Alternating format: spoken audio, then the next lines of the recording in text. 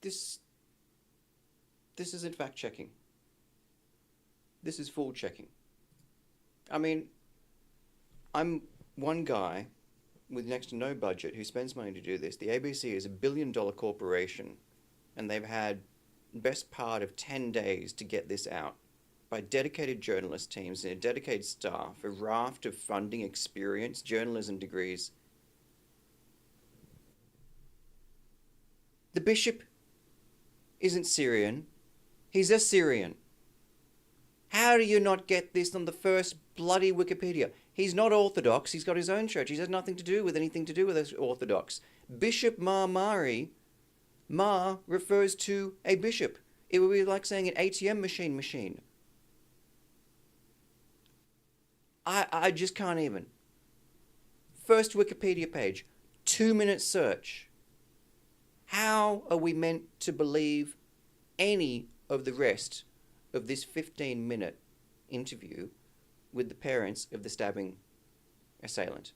How are we meant to listen to any of the rest of it, of this interview, and go, have you taken the time to check? Because this is a big bloody deal of a topic that you're talking about. This was wall-to-wall media coverage of everything that was happening for days, so you've got to get this right. And you haven't. From the first outset. From your first Wikipedia, Mr. Rubinstein, Sean Rubinstein, Walkley Award winner. How do you get this so wrong? I just can't even. Let me give you the rest of the tips on this one. You will not hear the boy referred to as a Muslim. It won't be referred to as a Muslim attack. The only refers to Muslim you will have is when he was referred to as he commented on a video of a Muslim woman chastising her. The rest is about the bishop's commentary on Muslims. You won't hear the young man who allegedly attacked the bishop, even though we also did it on live stream, despite videos and testimony of the man who was in front of him screaming that he was saying Allahu Akbar, and that it was, even here, that this is a line too far. You won't hear that in this tell-all. $1 billion in funding, and they can't work this out. They get that so wrong. He's not Syrian, he's Assyrian. He's not Syria from Syrian, he's from Iraq. You ever heard of it? Iraqi born. It's on the Wikipedia page.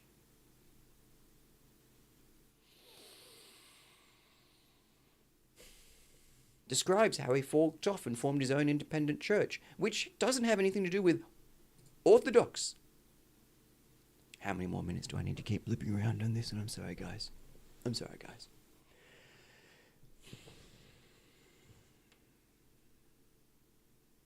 Let's skip forward a little bit further to where we start getting to the original content, which is the interview with the parents. We're off to a really bad start already if they couldn't get that right. Carried out a terrorist attack. Is he a terrorist? No. My son is not terrorist. Of course you want your mum to stick up for you, fair enough. How would be a terrorist? My son have a problem, and only he needs help.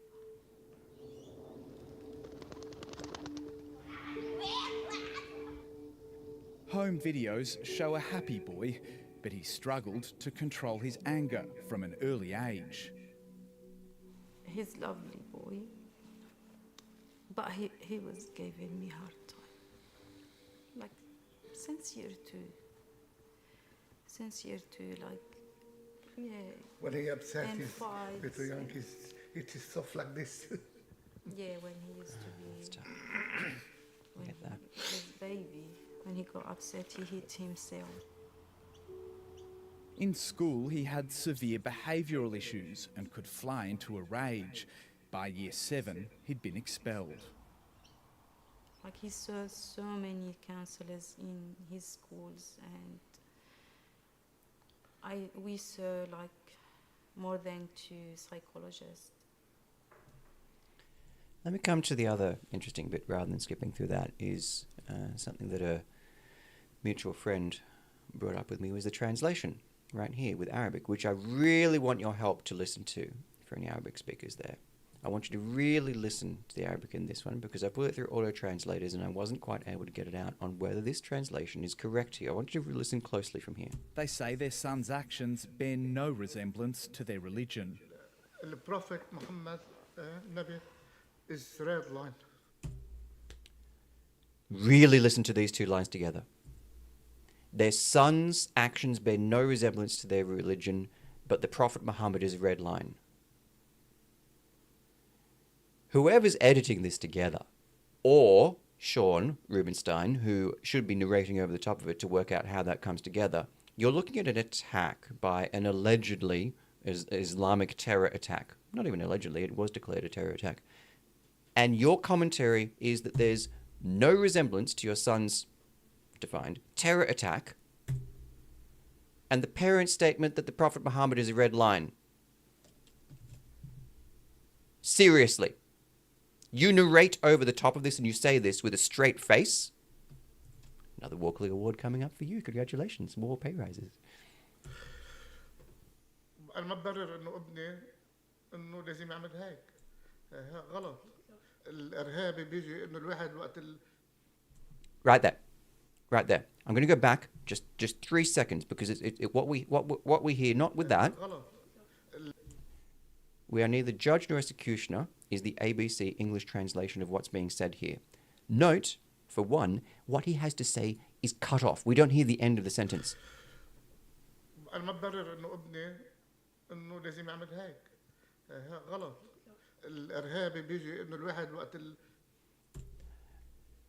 But what I understand the translation to be is not that we are neither judge nor executioner, but that terrorism comes from when someone, and he's cut off at the end of the sentence.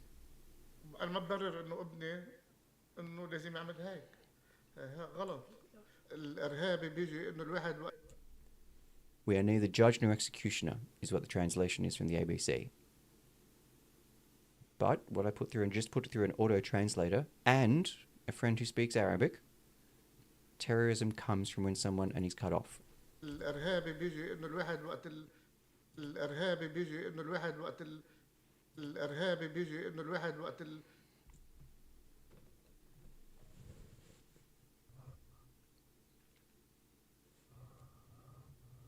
I've ended up with a lot of questions coming away from this because this is not the first time that the ABC has amazingly throughout all of this, again, not just got the identity of the bishop, I mean cursory Wikipedia wrong.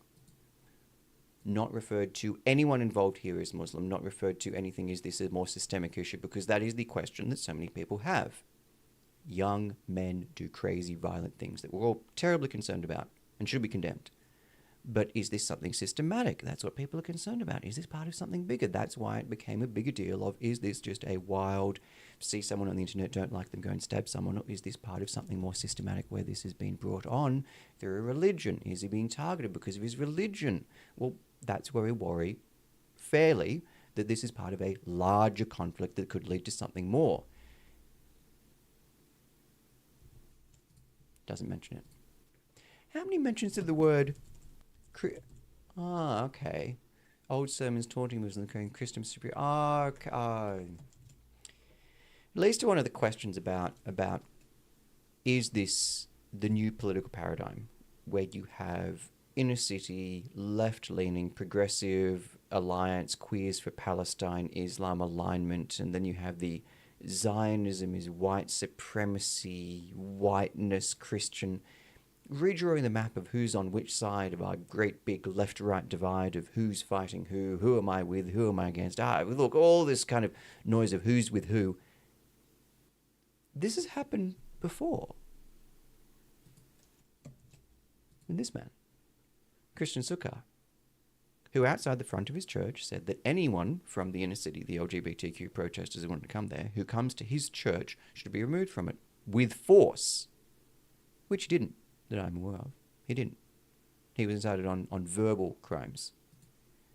But standing over me, protecting me from being stomped by the other men who were there, he took blows in doing so. and the narration that Adam Harvey, another Walkley Award winner from ABC, saying that he didn't take part in any violence, but here he is at the heart of the Belfield crowd.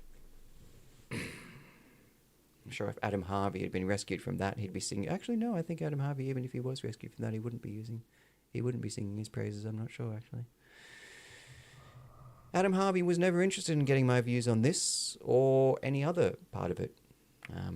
I got an odd Instagram message from the ABC, which simply asked, "Were you there?" from one of the ABC producers. Was I there? Throwing up content of my face there, ducking rocks, taking cover. I just read it and went, is this what you're hiring? People whose first Instagram message the morning after was like, wow, were you there? But watching this, I realized why that message was so vague and pointless. Yes, we've reached out to Chris. We reached out to him. Job done. It wasn't to reach out with any kind of fundamental, we're doing a story on it, we're investigating, we're trying to find out to it. It was to tick the box, yes, we've reached out to the source. Done. It doesn't clarify as to what you've reached out about. It's just to cover the boxes. Yes, it's propaganda. Yes, it's sad. Yes, you pay for it. What can you do? What can you do? Autism. He's autistic. Autism left him vulnerable to radicalization. It wasn't the people who were necessarily speaking about it. It wasn't the information that was being said. It wasn't the videos that he was looking at that we need to go after that were the source of this stabbing. It's vision of the stabbing itself that we need to go and do something about. Do we need to pursue the kind of radicalization speech? Do you think what incited this young boy, and we're hoping that he was incited to it, he didn't just kind of sit down and be like, oh, what am I having for breakfast, let's go no, we're hoping that he was incited to this by someone, because at least we can try and absorb that and find out where that came from, and then pursue. If we're going to try and censor some speech, it's not vision of a stabbing, it's a man on a YouTube telling this young boy or this young man that he needs to go and do something about the Prophet Muhammad. Indeed, his parents confirm the same. It's a red line. The Prophet Muhammad is a red line. Like if you're looking for some source of shall we say, extremist angles, there you go. But it's not that extreme. It's quite a common view that the Prophet Muhammad is a red line. We've seen it with Charlie Hebdo. We've seen it with others. The Prophet Muhammad's a red line.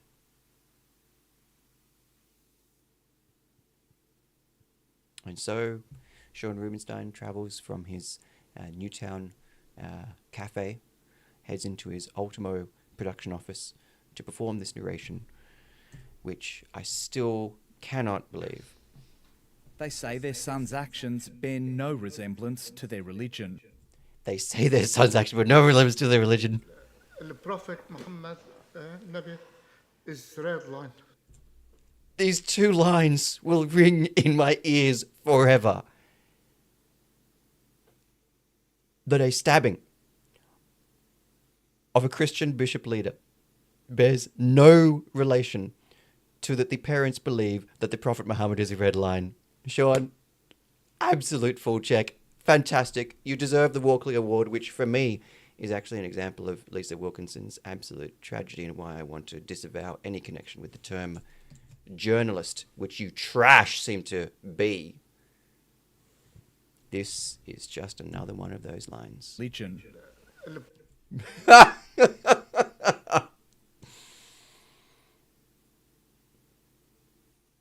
Only a few thousand of you will ever see this. Only a few thousand more will ever share this with any other people beyond this and understand it. We'll go on while the ABC reaches 150,000 people a night with whatever this seems to be. There's so much more that I went through, but I'm staggered. It is staggering that we trust this billion-dollar organization to fact check when it is staffed with fools. And I have no problem with calling this is a fool check. This is a fool. This man and what he has narrated over the top of hopefully a mistake. No, this isn't a mistake. No, enough mistakes in this trend is no longer a mistake. You have had the chance to edit this. When you do things live, shit happens. Shit happens. Right? I'm much more understanding of that. You misspeak, it comes over the top of it. This is a man who has sat down in front of a word editor and written down exactly what his lines are going to be with exact timestamps of what it's going to correlate with, that has gone to an editor, that has gone to a review room, that has been checked before it runs. This is a 15-minute long documentary running on a 30-minute piece. This is very, very long. This is huge. This is major. This isn't a mistake. This isn't a mistake. They say their son's actions bear no resemblance to their religion. The Prophet Muhammad, Nabi, is red line.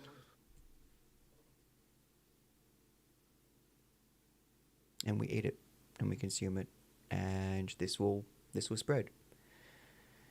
No e-safety commissioner will come after this. He will continue to earn his $140,000 salary. They will continue to use their 85 1.4 no T 1.6 Fujinon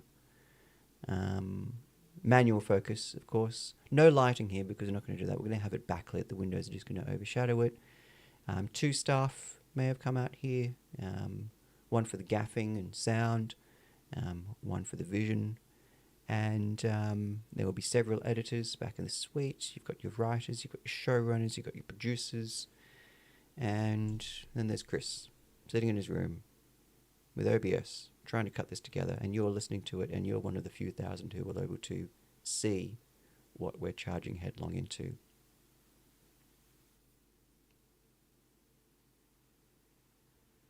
This, what you're watching here, changes nothing, really. You're part of a very, very small number of people who, thank you for watching, who are able to see, or I'm helping you show, just a splice through the looking glass of creation of a whole new level of propaganda. I had no idea. And maybe you had no idea before this either. And what's scary isn't the propaganda being made, it's that you'll walk past hundreds of thousands of other people. You'll be outnumbered hundreds to one, thousands to one, that view this as truth. There is no connection between these parents who say the Prophet Muhammad is a red line and their son's actions. There is no connection. This has been fact-checked. What? You're going to start saying that the vaccines were meant to stop the spread? You're meant to say that renewables drive down the cost of energy? We've always been at war with Russia. We've always been at war with East Asia. What are you trying to say? Who, do you have a qualification for that journalism? Thank you for watching. I know this was a fair while. Thanks for having listened. What absolute rubbish. Absolute rubbish. I'm going to see if I can trace down a bit more of this translation, but remarkable. Remarkable stuff, and we'll keep going. No, guys.